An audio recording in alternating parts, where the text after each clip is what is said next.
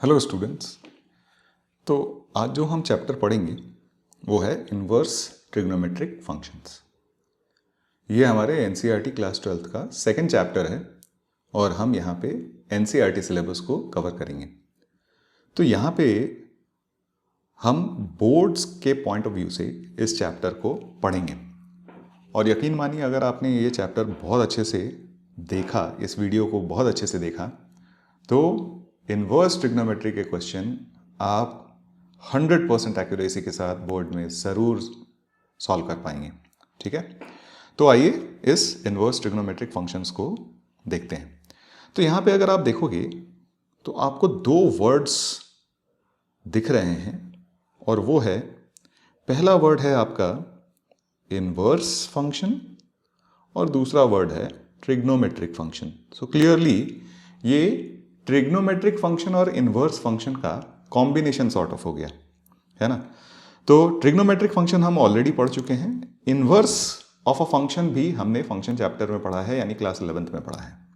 ठीक है, तो अब हम क्या करते हैं, इन दोनों को कंबाइन करते हैं। तो सबसे पहले तो इन्वर्स फंक्शन को थोड़ा सा रिकॉल करने की कोशिश करते हैं। तो हमने ये बात पढ़ी थी कि अगर मान लीजिए हमारे पास कोई फंक्शन है f जो a से b में डिफाइंड है ना, और इसको हमने डिफाइन किया है late us say y is equal to f x से। ठीक है, और यहाँ पे f जो है वो क्या है, एक बाइजेक्टिव फंक्शन है।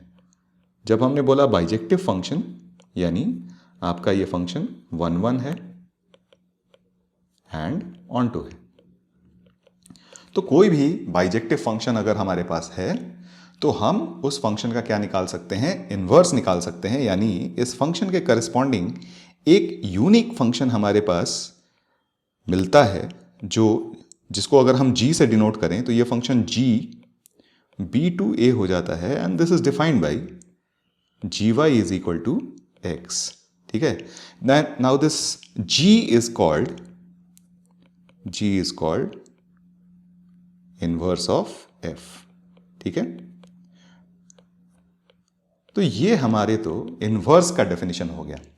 अब अगर इस डेफिनेशन में ध्यान से देखें तो एक बहुत इंपॉर्टेंट एस्पेक्ट जो है वो ये है कि हम उन्हीं फंक्शंस का इन्वर्स निकाल पाएंगे जो फंक्शन बाइजेक्टिव होते हैं, यानी उनको 1 1 होना पड़ेगा और ऑन टू होना पड़ेगा। ट्रिग्नोमेट्रिक फंक्शन जब हमने पढ़ा था तो हमने ये बात देखी थी कि हर ट्रिग्नोमेट्रिक फंक्शन एक पीरियोडिक फंक्शन होता है और कोई भी पीरियोडिक फंक्शन 1 1 नहीं हो सकता। ठीक है, तो यानी ट्रिग्नोमेट्रिक फंक्शन को अगर हम उनके करेस्पॉन्डिंग डोमेन में देखें तो वो पीरियोडिक होते हैं और उनके पीरियोडिक होने की वजह से उनका इन्वर्स नहीं निकल सकता। लेकिन अगर हम उनका डोमेन रेस्ट्रिक्ट कर दें तो उस रेस्ट्रिक्टेड डोमेन में हम उनको 1 1 बना सकते हैं। ठीक है, जैसे एक सिंपल सा एग्जाम्पल हम लोग साइन एक्स का ही ले लेते हैं। तो late us say y is equal to sine x देखते हैं। ठीक है, तो इसका अगर आप ग्राफ देखोगे तो ये ग्राफ कुछ ऐसा होता है। ठीक है, ये ग्राफ आपको कुछ ऐसा दिखेगा, सिर्फ मैंने -π से π तक ही ये ग्राफ बनाया है। तो क्लियरली आप देखो इस ग्राफ में ये फंक्शन मेनी वन है क्योंकि आपके एक y के corresponding multiple values of x exist कर रही हैं। तो इस फॉर्म में तो हम इसको 1 1 नहीं बना सकते, और अगर 1 1 नहीं बना सकते तो इसका इन्वर्स नहीं निकाल सकते। तो हम क्या करते हैं, इसको 1 1 बनाने के लिए हम इसका डोमेन रेस्ट्रिक्ट कर देते हैं। यानी ये डोमेन अगर हम -π/2 से π/2 के बीच में रेस्ट्रिक्ट कर दें तो ये जो सेक्शन ऑफ ग्राफ आपको दिख रहा है, इस सेक्शन ऑफ ग्राफ को अगर आप ध्यान से देखो तो अब ये 1 1 हो चुका है। और अगर हम अपना कोडोमेन डिफाइन कर दें फ्रॉम -1 to 1, ठीक है, तो यानी अब हम साइन एक्स को डिफाइन कुछ इस तरीके से कर रहे हैं। साइन एक्स फंक्शन है हमारा, इसको डिफाइन कर रहे हैं हम डोमेन विच इज़ -π/2 से π/2 and codomain which is -1 to 1। तो अगर इस फंक्शन को हमने इस तरीके से डिफाइन किया तो क्लियरली ये फंक्शन जो हो जाएगा हमारा 1 1 भी हो जाएगा और ऑन टू भी हो जाएगा, यानी बाइजेक्टिव हो जाएगा। यानी इस केस में हम क्या कर सकते हैं, इस फंक्शन का इन्वर्स निकाल सकते हैं। और यही नहीं, आप डोमेन ऐसा कोई ज़रूरी नहीं है कि सिर्फ -π/2 से π/2 तक ही रेस्ट्रिक्ट कीजिए। आप अपना डोमेन ये भी ले सकते थे, यानी इस वाले ब्रांच को भी ले सकते थे, यानी π/2 से लेकर आप 3π/2 वाला भी ब्रांच ले सकते थे। अगर ये ब्रांच भी अगर आप लेते हैं तो इस ब्रांच में भी हम इसको 1 1 और ऑन टू बना सकते हैं। यानी आप किसी भी ऐसे इंटरवल को लेते हैं जिसमें आप फंक्शन को, ट्रिग्नोमेट्रिक फंक्शन को 1 1 बना सकते हैं, तो उस इंटरवल में हम उसका क्या कर सकते हैं, इन्वर्स निकाल सकते हैं। तो ये बेसिक आपका थियोरी हो गया और बेसिक अंडरस्टैंडिंग हो गया as in how to make a function invertible, specially trigonometric functions invertible. ठीक है, ओके। तो ये तो हो गया आपका आइडियोलॉजी कि हम फंक्शन का इन्वर्स निकालेंगे कैसे। अब फंक्शन के इन्वर्स में अगर हमने मान लीजिए फंक्शन का इन्वर्स निकाला, तो यहाँ पे अगर आप देखो तो हमारा function initially a to b था, यानी a इसका डोमेन और b इसका रेंज। सिंस ये ऑन्टो फंक्शन है तो हम clearly codomain is equal to range बोल सकते हैं। तो ये इसका डोमेन है और ये इसका रेंज है। तो इन्वर्स फंक्शन का क्या हो गया, जो f का रेंज था वो अब हमारे इन्वर्स का क्या हो गया, डोमेन, और जो f का डोमेन था वो हमारे इन्वर्स का क्या हो गया, रेंज। यानी कहने का मतलब कि अगर इस फंक्शन का हम इन्वर्स निकालेंगे तो उस इन्वर्स का डोमेन ये हो जाएगा और रेंज ये हो जाएगा।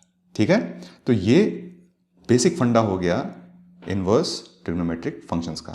ठीक है, अब बात आती है कि हम इसका ग्राफ कैसे निकालेंगे। ठीक है, तो हमने ये बात फंक्शन में देखा था कि किसी भी अगर फंक्शन के इन्वर्स का ग्राफ निकालना है तो हम क्या करते हैं, उस फंक्शन को y is equal to x के अबाउट रिफ्लेक्ट करा देते हैं। तो सपोज ये हमारा y is equal to x graph हो गया और हमने जो ब्रांच ऑफ साइन एक्स लिया है, जिसको हमने 1 1 बनाया है, वो कुछ ये वाला ब्रांच था। अब हम क्या करेंगे, इसको अगर y is equal to x के अबाउट रिफ्लेक्ट करा देते हैं तो ये जो रिफ्लेक्टेड ग्राफ मिलेगा हमें वो कुछ इस तरीके से मिल जाएगा। ठीक है, तो अगर ये ग्राफ आपका y is equal to sine x का है तो ये ग्राफ आपका y is equal to sine inverse x का हो जाएगा। ठीक है, तो इस तरीके से हम क्या कर सकते हैं, y is equal to sine inverse x का ग्राफ ड्रॉ कर सकते हैं। ठीक है, तो ये बेसिक फंडा हो गया कि आप इनवर्स ट्रिग्नोमेट्रिक फंक्शन का ग्राफ कैसे ड्रॉ करेंगे। ठीक है, ओके। एक और बात कि यहाँ पे हमने ये बोला कि कोई ज़रूरी नहीं है कि आप -π/2 से π/2 वाला ही इंटरवल लो, आप π/2 से 3π/2 वाला भी इंटरवल ले सकते थे। तो अगर ये वाला इंटरवल लेते तो ये ग्राफ आपका कुछ इस तरीके से बन जाता। यानी बेसिकली करना क्या है कि आप y is equal to sine x में x और y एक्सिस को इंटरचेंज कर दो। यानी अब आप y is equal to sine x का ग्राफ y एक्सिस पे बनाओ। ठीक है, और उसमें आपका ये वाला जो रीजन हो जाएगा which is in between -π/2 to π/2, ये आपका हो जाएगा प्रिंसिपल वैल्यू। ठीक है, इसको हम लोग क्या कहते हैं, प्रिंसिपल वैल्यू। थोड़ी देर में हम एक लिस्ट बनाएंगे, एक टैबुलर फॉर्म बनाएंगे और उसमें हम इन प्रिंसिपल वैल्यूज़ की बात कर लेंगे। तो यानी ये वाला ब्रांच हमारा प्रिंसिपल वैल्यू ब्रांच है और ये ब्रांच हम इसको कुछ खास नाम तो नहीं देते, लेकिन हाँ इस ब्रांच में भी हमारा फंक्शन क्या होगा, ये y is equal to sine x इस ब्रांच में भी हमारा इन्वर्टिबल था, तो ये उस ब्रांच के करेस्पॉन्डिंग इन्वर्स का ग्राफ हो जाएगा। तो अगर हमने ये बात समझ ली कि इन्वर्स का ग्राफ कैसे बनाते हैं, तो एक बार चलते हैं और सारे इन्वर्स फंक्शंस के ग्राफ देखते हैं। ठीक है, तो आइए सारे इन्वर्स फंक्शन के हम ग्राफ देख लेते हैं। तो ये हो गया हमारा graph y is equal to sine inverse x का। अगर आप यहाँ से देखो तो y is equal to sine inverse x का डोमेन आपका अभी दिखेगा -1 से 1, यानी इसका अगर हम डोमेन लिखें तो ये हो गया -1 से 1, और इसका प्रिंसिपल रेंज, मैं क्या कह रहा हूँ, प्रिंसिपल रेंज। तो इसका प्रिंसिपल रेंज अगर हम देखें तो प्रिंसिपल रेंज हमारा हो जाता है -π/2 से π/2। अगर हमें क्वेश्चन में ये नहीं दिया हुआ है कि इन्वर्स ट्रिग्नोमेट्रिक फंक्शन का रेंज क्या है, तो हम हमेशा बाय डिफ़ॉल्ट उसका प्रिंसिपल रेंज ही कंसिडर करके चलेंगे। ठीक है, अगर कॉस इनवर्स एक्स का हमने देखा तो यहाँ पे आप देखिए हमारा डोमेन क्या हो गया, डोमेन यहाँ पे भी आपका हो गया -1 to 1, और रेंज इस बार यानी प्रिंसिपल रेंज इस बार आपका हो जाएगा 0 से पाई। ठीक है। अगर ध्यान से देखें तो cos इनवर्स x का प्रिंसिपल रेंज 0 से पाई है, यानी cos इनवर्स x की वैल्यू नेगेटिव नहीं होती। ठीक है। tan इनवर्स x के लिए देखें तो हमारा डोमेन आप क्लियरली देख सकते हैं कि माइनस इन्फिनिटी से प्लस इन्फिनिटी है, यानी इसका डोमेन हो गया all real values of x। और अगर प्रिंसिपल रेंज की बात करें तो प्रिंसिपल रेंज है हमारा -π/2 से π/2। ठीक है। कॉट इनवर्स के केस में अगर हम देखें तो हमारा डोमेन अगेन माइनस इन्फिनिटी से प्लस इन्फिनिटी, और प्रिंसिपल रेंज की अगर हम बात करें तो ये प्रिंसिपल रेंज हमारा हो जाएगा 0 से पाई।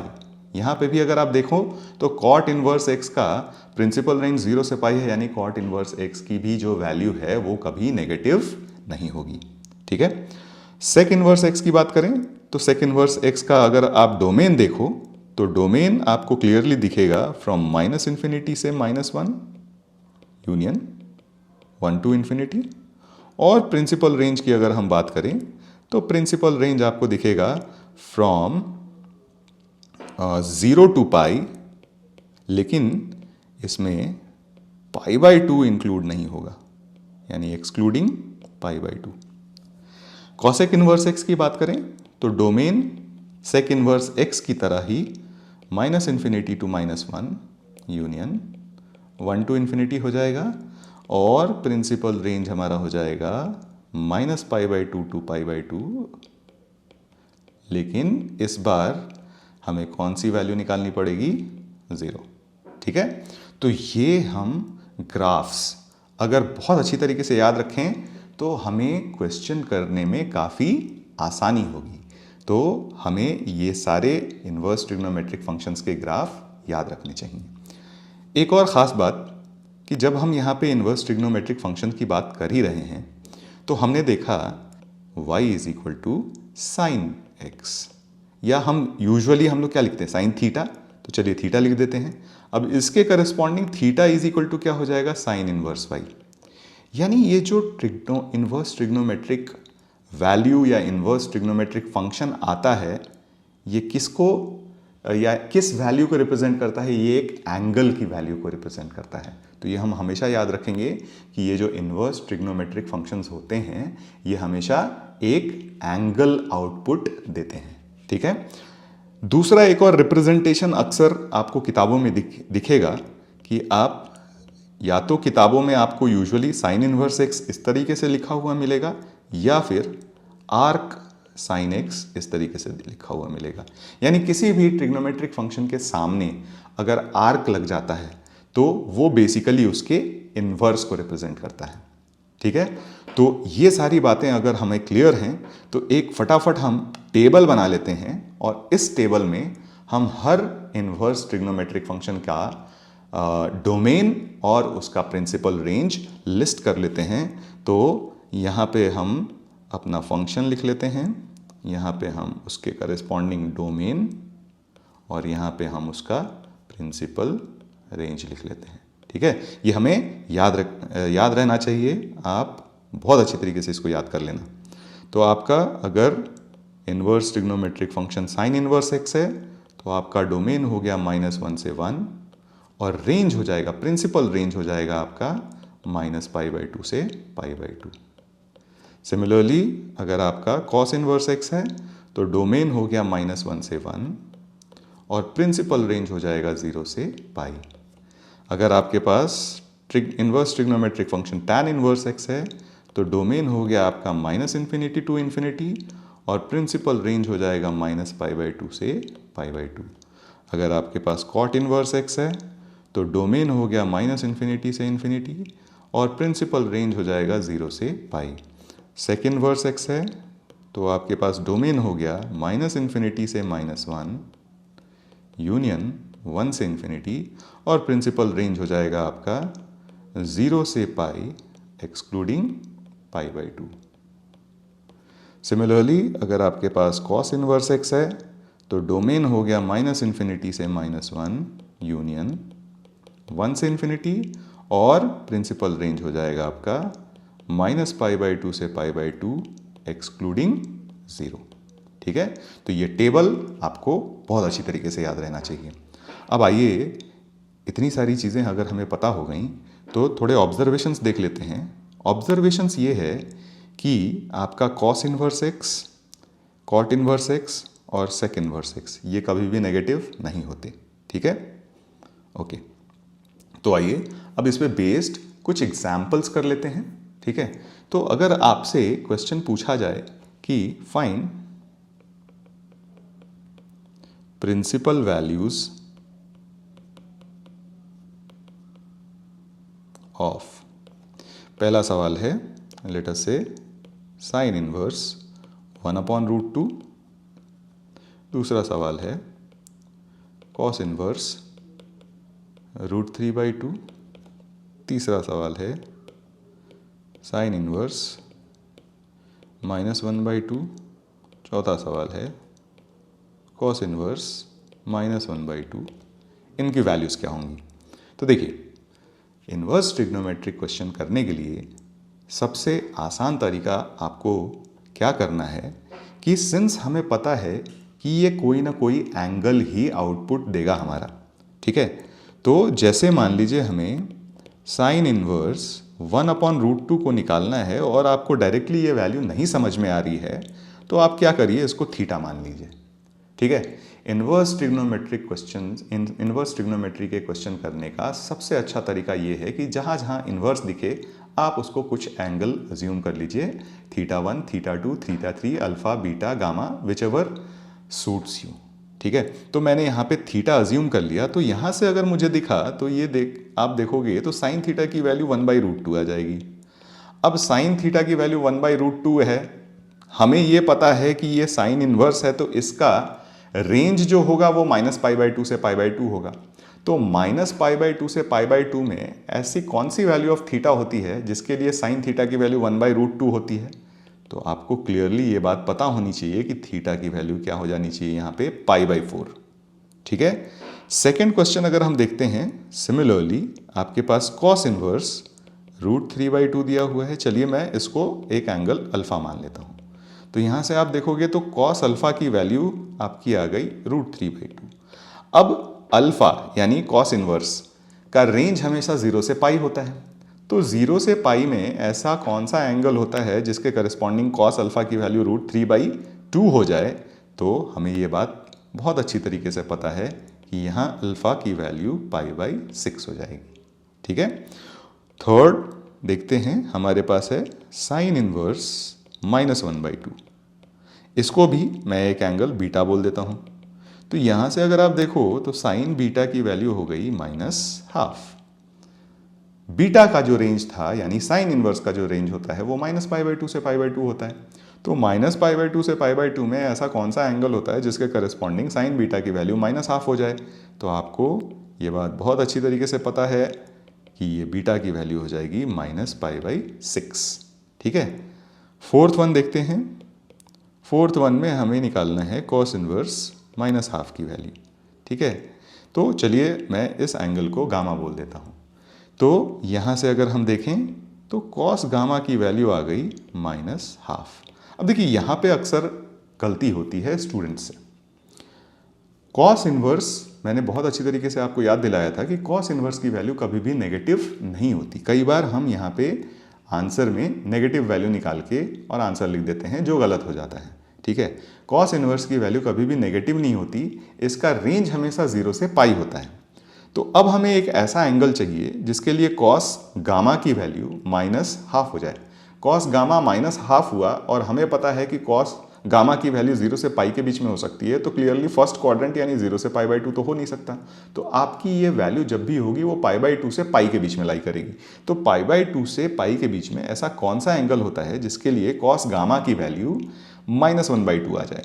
तो ये बात आपको बहुत अच्छी तरीके से पता होगी कि यहाँ पे गामा की वैल्यू हो जानी चाहिए 2π/3।